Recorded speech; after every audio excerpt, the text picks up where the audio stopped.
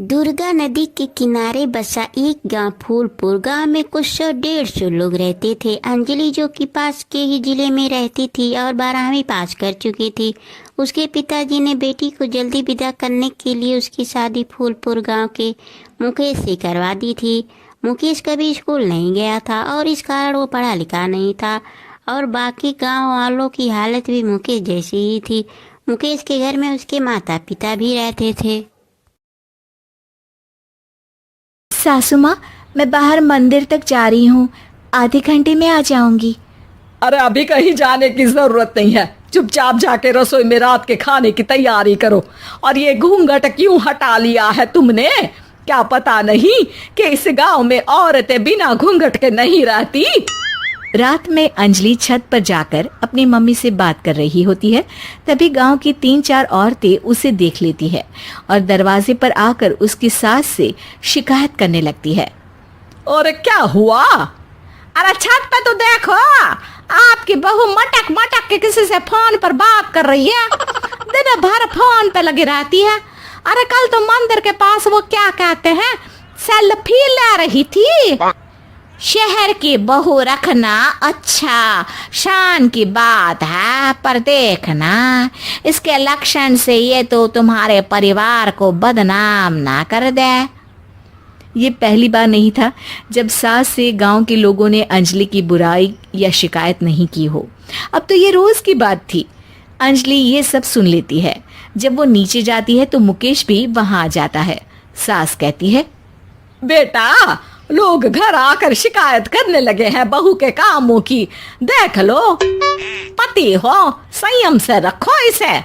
माँ जी, मैं तो अपनी माँ से बात कर रही थी क्योंकि यहाँ कोई बात करने लायक ही नहीं है और अब मैं माँ के पास ही रहूंगी। वहाँ क्या रहना, वहाँ बाहर के लोग तो ठीक है पर घर के लोग भी इज्जत ना दे सके। अरे नहीं नहीं अंजलि, ऐसा नहीं है, धीरे धीरे सब ठीक हो जाएगा, तुम फिक्र ना करो। अरे बस कुछ बोलना ही नहीं है, सर पे चढ़ा रखा है बहू को।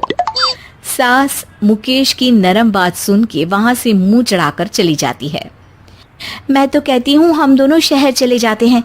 मैं पढ़ी लिखी हूँ, मुझे वहाँ नौकरी भी मिल जाएगी और थोड़े दिनों में आप भी वहाँ कुछ काम ढूंढ लेना।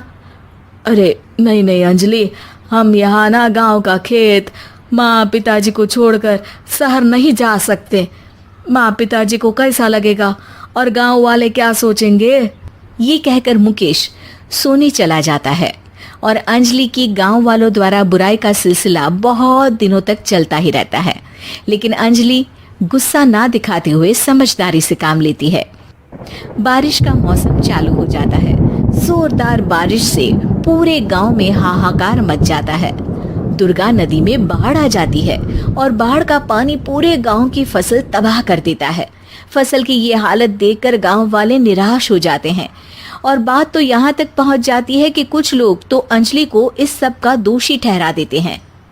अरे पूरी फसल तबाह हो गई, पता नहीं किसकी नजर लग गई है। अरे जब से चौधरी परिवार में ये शहर की बहू आई है ना, तब से ही गांव की शांति चली गई है। इसके कर्म कांड से माँ दुर्गा नदी भी खुश नहीं है। ये सब सुनकर बेचारी अंजलि रोते हुए अपने घर चली जाती है। कुछ दिन बाद सभी गांव वाले अपनी फसल का मुआवजा लेकर अपने अपने घर आते हैं। मुकेश भी 1500 लेकर आता है। अंजलि को जब पासबुक दिखाता है तो अंजलि हैरान हो जाती है। अरे, ये पासबुक में तो उन्होंने 4000 की एंट्री करी है और आपको सिर्फ 1500 दिए। सच में? अरे वो सरकारी अफसर आपको बेवकूफ बना रहे हैं। सरकार की तरफ से हमें 4000 मिले हैं लेकिन बाकी का सारा पैसा खुद ही खा रहे हैं। आप लोग के अनपढ़ होने का फायदा उठा रहे हैं। ये सब सुनकर मुकेश परेशान हो जाता है लेकिन अंजलि उसे हिम्मत से काम लेने को कहती है और सुबह होते ही मुकेश को पंचायत कार्यालय ले जाती है और साथ में गांव के और लोगों को भी। आप सरकारी बाबू क्या गांव के लोगों को बेवकूफ समझते हैं? आपको क्या लगता है ये पढ़े लिखे नहीं है तो आप कुछ भी मनमानी करेंगे?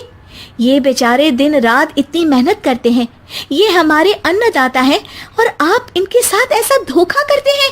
अरे क्या बके जा रही है ये लड़की? किस धोखे की बात कर रही है? अपने कांड करके नदी माँ को नाराज करके हमारा नुकसान करके इसे चैन नहीं मिला क्या?